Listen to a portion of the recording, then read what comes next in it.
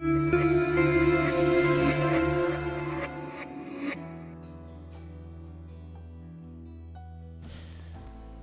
name is Alexander Lowery. I have autism, dyspraxia and ADHD. Every day for me is filled with challenges, fears and anxieties. I have an imaginary enemy. His name is Scudder. For as long as I can remember, he's always been there in the back of my mind, waiting for the opportunity to control my thoughts. He's more well known through other names, like anxiety and fear. I have a lot of anxiety in my life.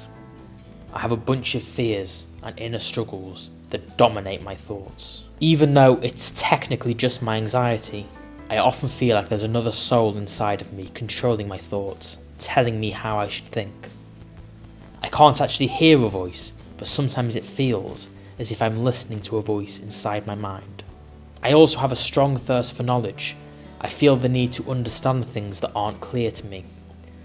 But other people may not always want to explain themselves, and this can make me full of extreme stress.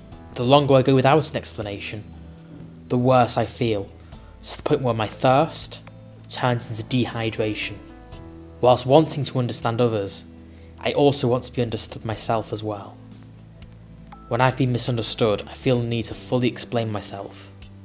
The longer I go without explaining, the worse I feel. It's like having an egg timer. Imagine the sand that's pouring out is stress, and turning the timer around is explaining yourself. If it goes on for long enough, without being turned, all the sand will go to the bottom of the glass. And in my case, it means that the stress has taken over me. I'm like a different person when I'm stressed. Now, when I was about 15 years old, it got to the point where I would lock my little sister in a room with me until I finished explaining myself. Sometimes people patronise me. It's a real weakness of mine. Hello, Alex. How are you today? Are you okay? Yes. Are you good? I'm going to ask you a simple question. So what is 1 plus 1? Yes? I know what it is, it's easy. 2. Well, I am a bit of an autism expert and I understand how autistic people think, and you have to speak very slowly and very carefully, which I did, and you mustn't ask questions that are too difficult. When I'm patronised, Scudder always makes me believe the worst. He says, "They're treating you this way because they don't respect you. To them, you're nothing more than a simpleton.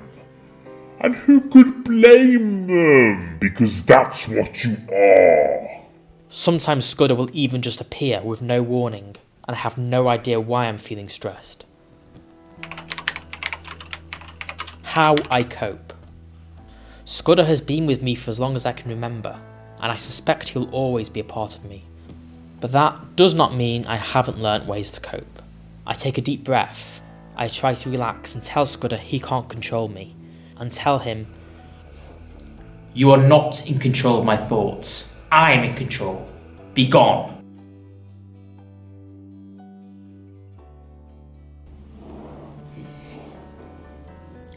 If you experience anxiety, do try this out for yourself.